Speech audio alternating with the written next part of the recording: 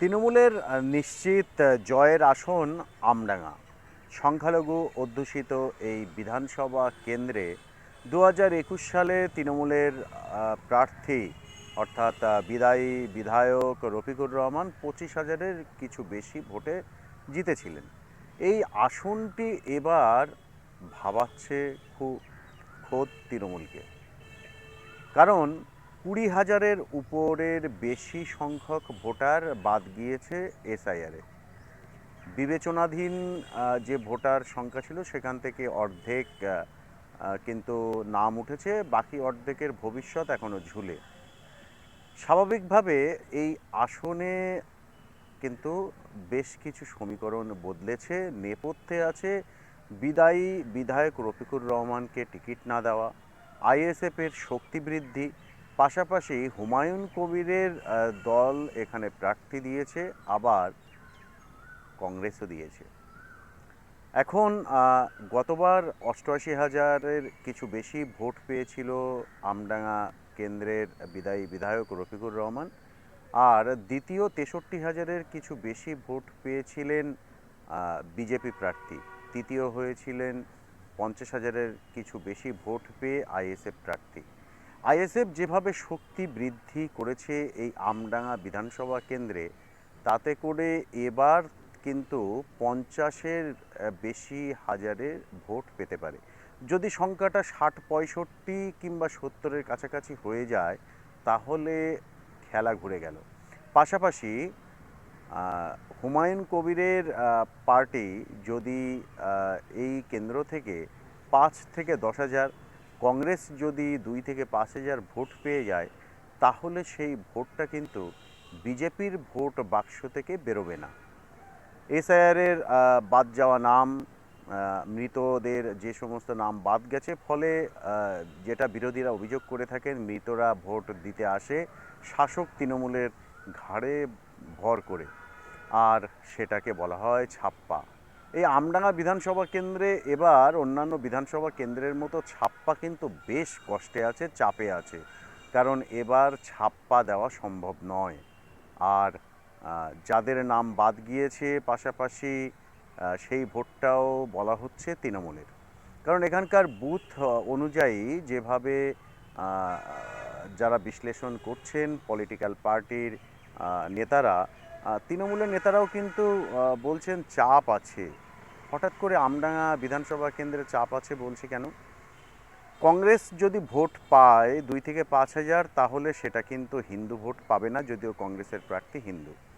আবার এখানে কাশেম সিদ্দিকীকে এবার তৃণমূল প্রার্থী করেছে, সে নিয়ে তৃণমূলের অন্দরে চাপা ক্ষোভ আছে।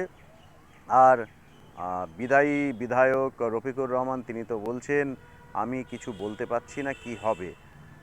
প্রচারে এক প্রস্ত মারামারিও হয়ে গেছে ইতিমধ্যেই এই কাশেম সিদ্দিকী সঙ্গে যারা আছেন তাদের সাথে রফিকুর রহমানের লোকেদের। আর এই আমডাঙ্গা এলাকায় আবার বেশ খানিকটা ভোটার মহলে অসন্তোষ আছে। নেপথ্যে এই রফিকুর রহমানের পরিবারের সদস্যদের দাদাগিরি, একচ্ছত্র এলাকায় আধিপত্য, সম্পত্তি বৃদ্ধির কথাও অনেকে অভিযোগ করছেন। আর সাথে তো আছে তৃণমূলের গোষ্ঠীকন্দল। 21 থেকে 26 এই আমডাঙ্গায় কিন্তু ঘটেছে একাধিক হামলা, এবং নেপথ্যে ওই জমি দখল, এলাকা দখল। এখানে পঞ্চায়েত প্রধানকে কিন্তু মারধর করা হয়েছে, পঞ্চায়েত সদস্যকে বোমা মেরে খুন করা হয়েছে।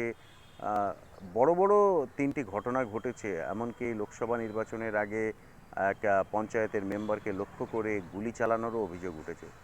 সব মিলিয়ে এই আমডাঙ্গা বিধানসভা এবার কিন্তু একটুখানি টলমলো। গোষ্ঠীকন্দল ছেড়েই দিলাম, এসআইআরটাকে যদি ধরি, যদি মৃতরা ভোট দিতে না আসে আর ছাপ্পা বেচারা যদি চাপে পড়ে যায়, আটকে যায়, তাহলে বিরাট গণ্ডগোল। কারণ আইএসএফ পঞ্চায়েত নির্বাচনে যেভাবে শক্তি বৃদ্ধি করেছে তা কিন্তু নজিরবিহীন এই আমডাঙ্গা বিধানসভা কেন্দ্রে। আর এই আমডাঙ্গা বিধানসভা কেন্দ্রে আবার বামেদের একটা গড় এক সময় ছিল, এবং বাম কংগ্রেস, পরবর্তীতে তৃণমূল এবং বাম এখানে কিন্তু দফায় দফায় আমরা দেখেছি হিংসা হয়েছে। তৃণমূল শাসনে আসার পর অর্থাৎ 2011 সালের পর থেকে 2000 আমরা যদি দেখি যে 21 সাল পর্যন্ত এখানে কিন্তু বেশ হিংসা হয়েছে নির্বাচন ঘিরে, সেটা পঞ্চায়েত হোক, সেটা লোকসভা হোক, সেটা বিধানসভা হোক। এখন এই যে একটা পরিস্থিতি এবার খাড়া হয়েছে, এখানে আবার ওই বিজেপির অর্জুন সিংয়ের প্রভাব কিন্তু এই আমডাঙ্গা বিধানসভা এলাকায় আছে। আর সংখ্যালঘু অধ্যুষিত এই আমডাঙ্গা বিধানসভা এলাকায় 50,000-এর বেশি কিছু, 50 নয় 63,000-এর বেশি কিছু ভোট পেয়ে দ্বিতীয় হয়েছিল 21-এর বিধানসভা নির্বাচনে বিজেপি, আর 50,000-এর কিছু বেশি ভোট পেয়ে তৃতীয় হয়েছিল ওই আইএসএফ।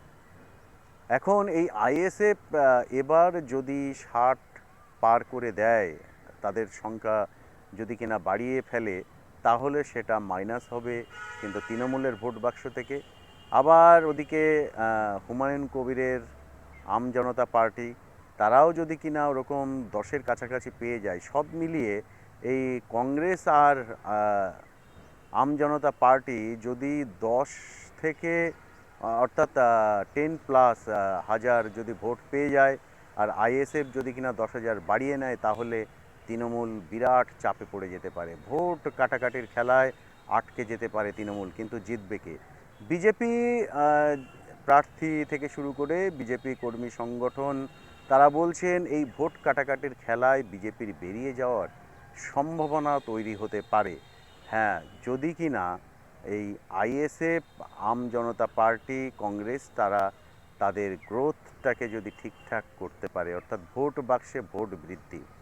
তবে শ্রীমান ভোট যন্ত্র আমরা যদি দেখি যে ভোট শুধু পেলেই হয় না, বিরোধীরা কিন্তু অভিযোগ করে থাকেন ভোট পেলেই হয় না, গণনাটা কিন্তু সুরক্ষিত করতে হয়। এবং রাজ্যের মুখ্যমন্ত্রী তথা তৃণমূল নেত্রী মমতা বন্দ্যোপাধ্যায় তিনিও কিন্তু এক প্রচার সভা থেকে বলেছেন যারা বুথে আর কি গণনার যে এজেন্ট থাকবেন, তারা যেন বিজেপির কাছে বিক্রি না হয়ে যায়।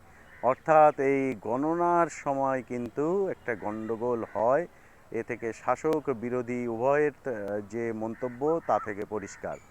এখন এই শ্রীমান ভোট মেশিনারি যদি গণনা কেন্দ্রে ঢুকে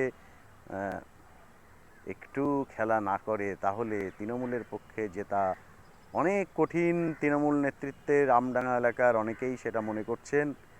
আর আইএসএফ তারা তো বলছেন যে না, আমরা জিতব। আইএসএফ যদি কিনা এক্ষেত্রে ভোট কাটাকাটির খেলায় গতবারের 50টাকে যদি 70 করতে পারে, তাহলে কিন্তু আইএসএফ জিতে যেতে পারে এই আমডাঙ্গা বিধানসভা কেন্দ্রে। আর এরকম ভোট কাটাকাটির খেলায় নেক টু নেক যখন ফাইট হবে, তখন বিজেপিও কিন্তু লড়াইয়ে ঢুকে পড়বে, কারণ 21-এর বিধানসভা নির্বাচনে এই কেন্দ্রে 63,000-এর বেশি কিছু ভোট বিজেপি পেয়েছিল। স্বাভাবিকভাবে নিশ্চিত আসন আমডাঙ্গা এখন তৃণমূলের কাছে টলমল, চিন্তার, উদ্বিগ্নের হয়ে দাঁড়িয়েছে বর্তমান পরিস্থিতিতে। ভোট যত এগোবে তত নানা রকম খেলাধুলো হয় আড়ালে, যেটা আমরা দেখতে পাই না। সেই খেলাধুলোয় যদি তৃণমূল বেরিয়ে যায়, তো কপাল ভালো তৃণমূলের, তৃণমূল প্রার্থীর ভাগ্য ভালো, তিনি বিধানসভার বিধায়ক হতে পারবেন। নইলে কিন্তু পাল্টে যেতে পারে সামান্য কিছু ওলট পালটে। আপনারা কি মনে করেন যারা আমডাঙ্গার ভোটার? ঠিক বললাম নাকি ভুল বললাম? এই বিশ্লেষণ নিয়ে আপনাদের মতামত অবশ্যই জানাবেন।